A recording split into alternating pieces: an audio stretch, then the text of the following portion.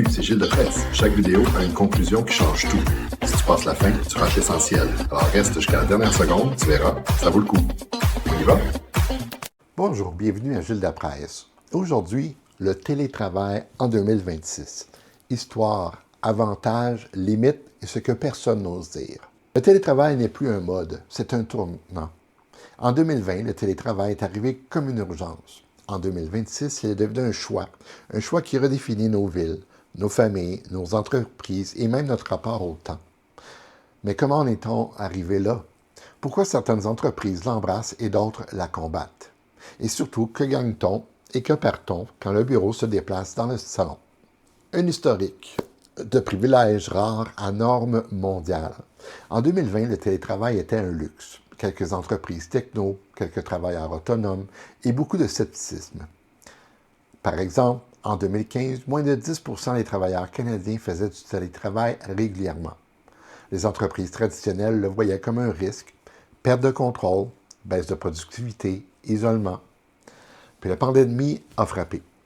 Et en quelques semaines, ce qui semblait impossible est devenu obligatoire. Les entreprises ont découvert qu'elles pouvaient fonctionner parfois même mieux. 2021, explosion du télétravail. 2022, hybridation massive. 2023-2025, retour partiel au bureau. Tension, négociation, réorganisation. 2026, stabilisation. Le travail n'est plus une exception, c'est un pilier. Quels sont les pour? Ce que le travail a réellement amélioré. D'abord, productivité accrue, dans la majorité des cas.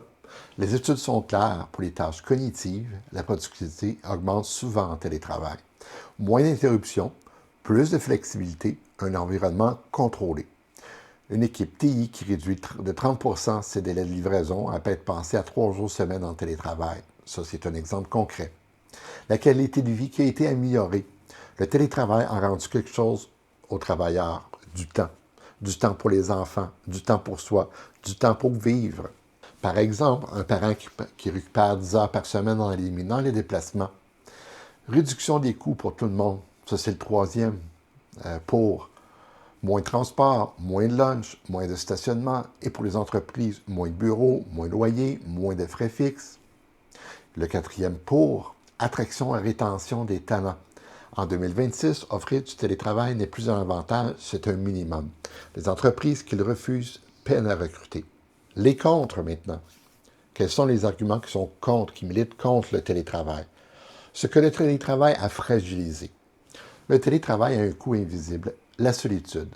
Les interactions spontanées disparaissent avec le télétravail, les signaux non-verbaux s'effacent, les relations se fragilisent. Par exemple, une équipe marketing qui voit la créativité chuter quand les brainstorms se font uniquement en visioconférence. Deuxième argument contre, une frontière floue entre la vie professionnelle et la vie personnelle. Le bureau est devenu un invité permanent dans nos maisons et parfois il ne repart plus. Exemple, des notifications tardives, des réunions tôt le matin, des difficultés à déconnecter. Le troisième contre, inégalité technologique et sociale. Le télétravail n'est pas égalitaire. Il favorise ceux qui ont un espace calme, une bonne connexion, un environnement stable. Il pénalise les autres. Le quatrième argument contre le télétravail, la perte de culture d'entreprise. Une entreprise, c'est pas seulement des tâches, c'est une culture. Et une culture, ça se transmet dans les corridors, pas seulement dans les courriels et sur Teams. Les entreprises en 2026, trois modèles qui coexistent. Le modèle full remote, full à distance, entreprise techno, il y a les startups, les agences créatives, le recrutement mondial, bureau virtuel, culture numérique forte. Le deuxième modèle, le modèle hybride structuré, 2 à 3 jours au bureau, réunion stratégique en présentiel, travail individuel à distance. Et le troisième modèle, retour au bureau. Secteur traditionnel, gestionnaire attaché au contrôle visuel, résultats mitigés, roulement élevé. Les villes et le télétravail, un choc silencieux. Le télétravail n'a pas seulement transformé les entreprises, il a transformé les villes.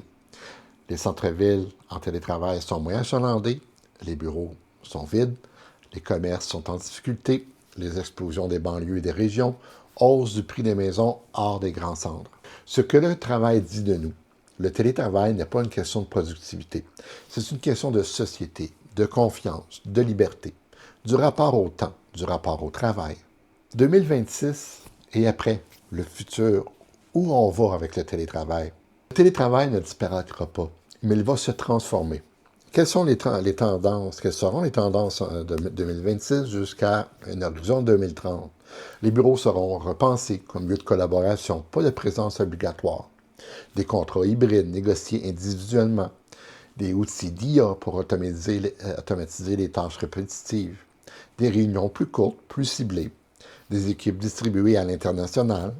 Une évaluation basée sur les résultats, pas sur la présence. En conclusion, le télétravail n'est pas une révolution technologique, c'est une révolution humaine. Le télétravail nous a forcé à poser une question simple. Pourquoi travaillons-nous comme nous travaillons? Et en 2026, on commence seulement à y répondre. Le télétravail n'est ni bon ni mauvais. C'est un outil puissant, et comme tous les outils, il peut libérer ou enfermer. Tout dépend de ce qu'on en fait. C'était Gilles Depresse, merci.